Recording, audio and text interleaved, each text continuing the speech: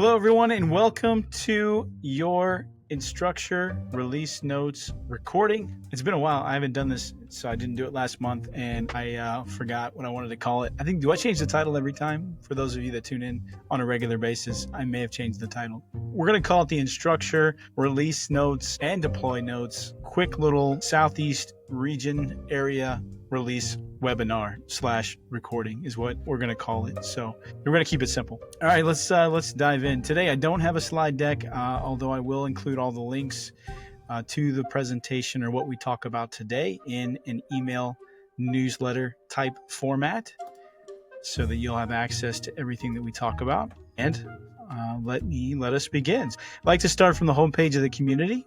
I like the redesign and I use it quite a bit, and I want to show you my favorite place, which is here in your Discover Community Content, the bottom left column.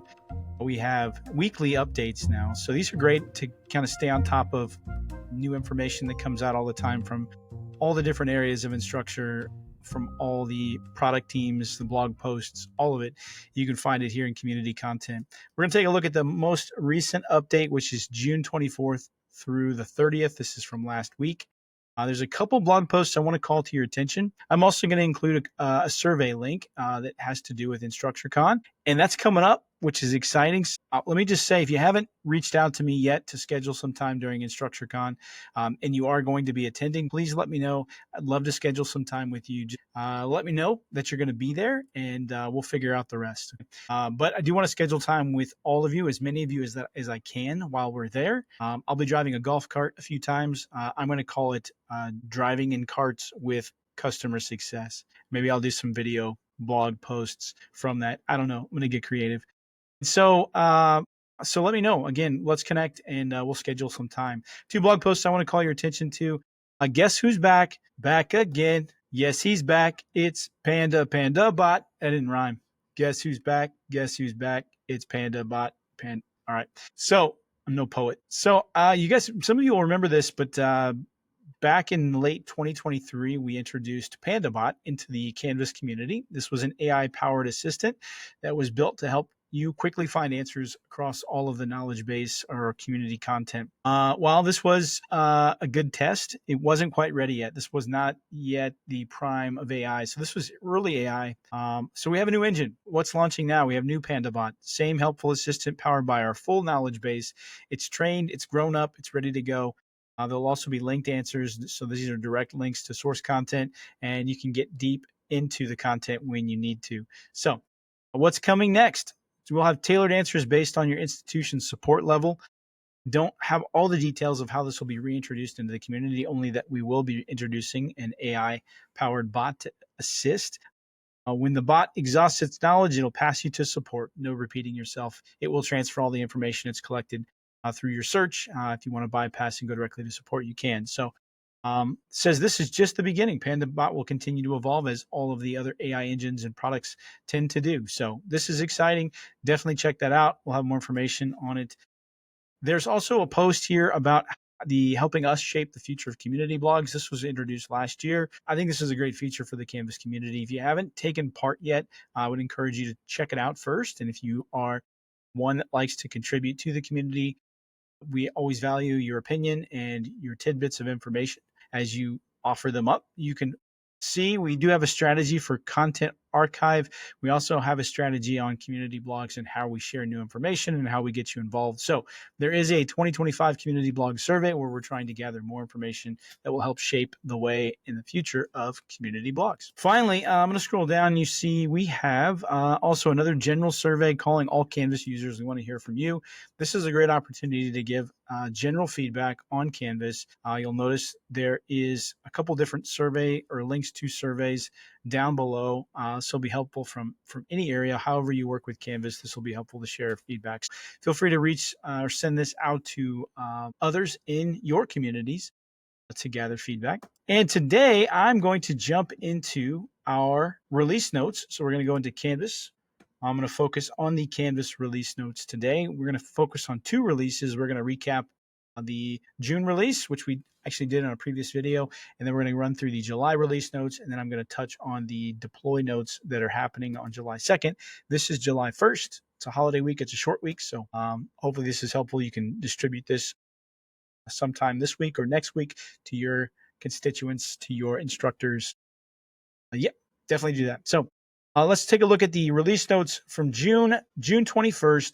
One thing that I want to call attention to in the release notes here is the introduction of the monitor, the LTI report. This is the biggest release we have going into the summer, on the one that I'm most excited about and that I will be talking about on any update or recurring call that we may have. So I want to go jump right to it. We have a couple other features here that we have listed with the monitor.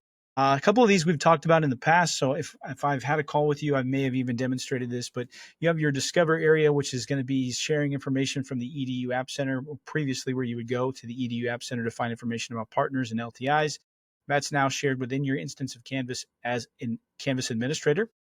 So this will continue to evolve over time. Within the apps Discover, you'll see we're adding more and more information, nutrition labels that give you more information about the integration itself, less marketing plugs from the LTIs, but more information about the Canvas side of the integration. You'll also see you configure apps from here. The process is much more uniform regardless of the LTI. If you're going to add it from the Discover page, you will be able to install the app. You'll have access to permissions depending on the app and how it's installed. And so this will continue to evolve over time. This is one way to configure and add. You'll also see the Manage tab right next door. This has been in beta for a few months. This will also continue to evolve, but this will be another way that you can install apps into your instance, in addition to and kind of coinciding with the LTI apps page in your feature options or your settings page currently. Both will be an option to add LTIs for a while until eventually we move to this process completely. Check that out if you haven't yet. The Manage tab, of course, gives you more information about apps that are installed. You'll see the 1.3 apps right now. I think the intent later is to show all apps that have been installed. Of course, somewhere at some point down the line, it'll only be 1.3. But in the meantime, and probably for some time until that takes place, you'll want to see both. You want to have access to both. So you have some options here. You can sort by the column headers. You can actually see the install dates, some additional information. You'll get more permissions over time and some future updates that'll give you access to being able to install these down at the course level and to have permissions control and location control over these LTIs display. So there's a great video that kind of covers this. It's about a 4-minute video. This is great to share. That goes into more detail of what we're talking about here. So finally, the last tab, this is the one I'm most excited about. I mentioned the LTI Monitor tab. So this is an LTI report. This shows the number of launches, unique users, sub-accounts, and courses. The filter is fantastic. You can filter for all kinds of different date ranges, term, customize the date range. Down below, you'll see how many installed apps you have in your instance. You can sort by all the column headers. You can also click into all of the individual analytics area, every level, whether you're down at the course level looking at that information or here at the top level looking at installed apps. Everything is exportable to a CSV file, which is fantastic. The one couple caveats, couple little things just to note. It's still in progress, so we are still looking to improve this or enhance this over time. One thing I think that tends to trip me up is that sometimes you get stuck with filters, or sometimes there's not an easy way to get back to the general display screen without having to click the back button in your browser. Hopefully there'll be a remedy for that, or I've been sharing feedback along those lines to kind of improve that process. But right now that can be a little tricky. The filters themselves, you also have internal filters for other Canvas apps that were designed as an LTI. So you can actually filter out and look at new quizzes. You can look at admin analytics. You can look at your commons. If you're using Canvas Commons, you can look at your data around that usage. You can look at credentials. You can look at the course level analytics. So all of this is going to be available.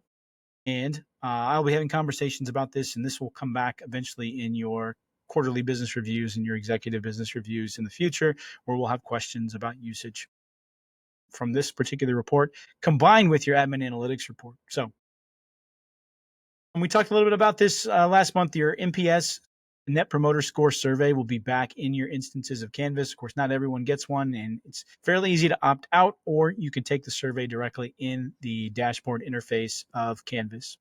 Makes it a little bit easier than it has been in the past gathering that data. The other great thing about NPS, just to let you know, is we can share that data as customer success managers. So if you're interested in the NPS data that's collected over time and you want to actually review that data, who's giving the scores or the scores themselves, we can provide that information. You just have to contact or request that from your customer success manager. File redesigns, that was pushed into July, so we'll actually cover that here in just a moment.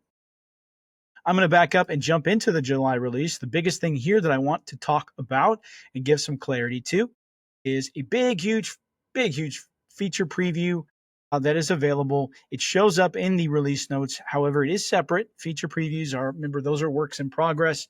They're usually bigger features. And I want to give some clarity on this one because it's a pretty big release. Some of you have seen communication, so I'm just going to cat's out of the bag. I want to talk to it. If you have more questions, feel free to reach out, connect with me. But Folio is going away. You have a long runway. We're looking at June of 2026 right now as far as an end of life for Folio. That will be replaced with Canvas Portfolio. So in the meantime, if you have questions about moving or exporting data from Folio to prepare for the move to Canvas Portfolio, please let me know, and we want to support that, answer your questions. I'm still learning about the process myself, but the biggest release in the July notes is the Canvas Portfolio tool. This is going to be released as a feature preview in July. It is not available in beta yet, even though it's in the release notes, what makes it a little bit different. You do have to request it to be turned on. It will not be turned on by default. Again, through the request process or to the form that's in the notes page or feature previews. There'll also be a group page for this for testing in advance. So you'll have a runway before this hits production, even though it's in the release notes for July. We're introducing it in InstructureCon. We'll have more information about it. So I wanted to touch on that. In addition to that, we have some updates to discussions. Of course, we had checkpoints a few months ago. Now we have managed threaded replies in discussions. We're rolling down to the redesign files page. There's all kinds of new options for redesigned files. Notice the interface and navigation will be a little bit different. The UI has been updated. File management enhancements themselves, how you can share those files, the interaction changes. Take a look at all the bullet points. Take note on some of the differences here through the workflow and the screenshots. And if you have questions, let me know. So files, it's needed to be updated for some time. So it's getting a little bit of love. We also have dyslexia-friendly fonts available as well now. This is going to be through the feature options or within your settings. You'll see there's a switch or an option now to turn that on. So there's some screenshots of that as well. And finally, we're going to jump to Portfolio. Okay, again, remember this is preview, feature preview, not available till July. If you want it turned on in July 31st is when it becomes available. You'll have to fill out a form. There is a participation form. Should you fill that out or be selected for this, you will have access to, and this shall be turned on. And at the end of July 31st. So notice with the new portfolio tools, you will have showcase portfolios that allow learners to tell their own stories, to organize their content. And then we also have the evaluation portfolio, which allows instructors to interact with the portfolio, and so they can incorporate this into courses, into assessments, and they will have a little bit of access to the portfolio, again, still controlled by the student. So lots of cool stuff attached to this. We'll hear a lot more about this at InstructureCon, and I can share more at the end of July or into August for those calls that we have. But definitely want to share more. There's a lot in the workflow here, different screenshots of stuff to get excited about with portfolio. Our portfolio tools have not received love in a long time. So this is going to be a great way to see the love that we're giving it and to see some of the future plans we have with this in, of course, embedded into the core LMS. Keep an eye out for that. That's the exciting stuff that's in this month's release notes. Check that out. If you have questions, let me know in advance. I'm also trying to get early access to this as well so that I can test and give you my take on it, but there's all kinds of good stuff in there as well. So last but not least, I want to touch on the deploy notes. The deploy 7.2, which will occur tomorrow if you're watching this today on July 1st, but many of you will watch this on the day of the deploy or after. Have a wonderful holiday break, by the way. Canvas deploy notes 7.2. Here are the best parts about these deploys. This deploy, remember, deploys will happen on the date that we deploy it. So there is no beta, there's no testing. These are just modifications to existing functionality. Chart color updates for admin analytics. It gives you a little more customization over those tools and visualization tools. I'm a huge fan of the tools. If you haven't been using them, you should use them. The other these are UI update for authentication. Join this course modal updates. So there's a little bit of UI update here. as well. I'm actually scrolling through these to get to my favorites, which are within new quizzes. If we haven't talked about individually for your schools, if we haven't talked about a new quiz transition plan, we need to this year. Not that you have to transition this year, but I want to have a plan and I want to talk through it. So here's a nice new feature that's been requested for some time. Administrators can now view the client IP address for each question of a quiz in the activity log. Again, this is an admin-only feature, giving access to some of the data that previously you would have to contact support to mine and get this data. Hopefully this can be helpful for you all when doing research on and within the activity log for quizzes. And then the other feature that does become available for instructors, that really, I wonder why it's labeled for student, but it should be for instructors.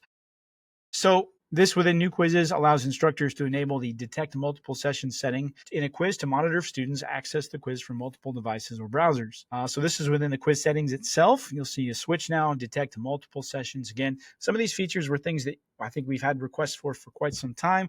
You had to work through support to get additional information around your quiz logs. And now we're trying to give more of that information or make it available within view logs within the quizzes themselves for the instructors and also for the administrators. So also making an adjustment to account level number formatting within new quizzes. This should be great for math and science. This has also been a request to have that format option available for decimal separators within new quizzes. And that is your bulk of your deploy notes. So that's the part that I wanted to touch on. And I'm going to jump back out into our general display of the releases page. So that's going to bring us to the end of the video today for our release and deploy notes. Hopefully this gives you a little bit of insight. I will link in directly to the components that I talked about. I definitely want to focus on InstructureCon coming up. We had kind of a break as we hit the summer. Many of us have it's a little more sparse out there. So as we're kind of getting closer to fall, we'll do a lot more prep. But one thing that I wanted to share with you all, we did take a break in June. We're going to be back at it in July. Let me pull it up real quick. I think I had it on my calendar. Yeah, here we go. So I did want to share with you, they're on 2 different weeks this time. So give me just a moment here. I want to share you our office hours. Please take advantage of the office hours. I'll try to send out reminders of our office hours. They are open time for you all to kind of chat with each other. You're definitely welcome to share them with instructors if they have questions about workflow. I don't think they're taken advantage of enough, but they are available. I know we didn't do it in June, so I didn't announce it in an email, but I will announce it and remind again this month. July, this will be right before InstructureCon, so it might be a good time to get your questions in. On July 15th, we will have Georgia office hours. This is going to be at 2:30 Central Time. Remember, that's 3:30 Eastern Time. Florida's office hours are going to be 2:30 Central Time on Wednesday, July 16th. And then South Carolina, your office hours are going to be on July 17th at 2:30 Central, 3:30 Eastern Time. I think I'm going to move the Alabama. Yeah, I'm definitely going to move the Alabama hours. They were, if you're going by the third Monday of the month, it would be the first. I'm going to move that. I'll update this in the email to Monday, July 14th at 2:30 Central, 3:30 Eastern Time will be the Alabama office hours. So Alabama 14th, Georgia on the 15th, Florida on the 16th, South Carolina on the 17th. Open time we have an hour open for your questions. I will sometimes have a topic that I'll talk through just to stir conversation. We may talk about LTIs this month since we have the report and kind of some great ways to use the new LTI Monitor report. So I will keep you posted and probably include that in office hours and send out a reminder on office hours. So hopefully this has been helpful. It's good to see you all again. Please, if you have questions, please reach out to me to schedule time if I can be helpful with workflow. If there is support-related issues, please reach out to support directly. Open cases. If you need assistance with escalation on cases, they're urgent. We need to move those through our support team quickly. Please copy me on those case creations, or you can forward the case number to me, but start with the case first and then get that information over to me. And then I will help escalate the case along to support, and I can reach out internally to provide information, or I can also pass that back along to you and prompt for more information if support has questions. I'm happy to work for you all. Please, again, share feedback. I mention this too. In my email, at the very bottom, there's a survey link, and no one's using it. I thought I'd make it available. I have lots of tools I like to make available. So that way you can't say that I don't, but it's there. So use the survey link, give me feedback. If you have direct feedback on anything at all, please send that into a survey link. I'm happy to address it on our calls. Many of you know me, I'm transparent, so I don't want to hide anything. We want to have conversations about anything, please let me know. I'm happy to do that. So you guys take care. Have a wonderful 4th of July weekend. Please don't blow your digits off, okay? Keep those attached to your body. Fireworks safely.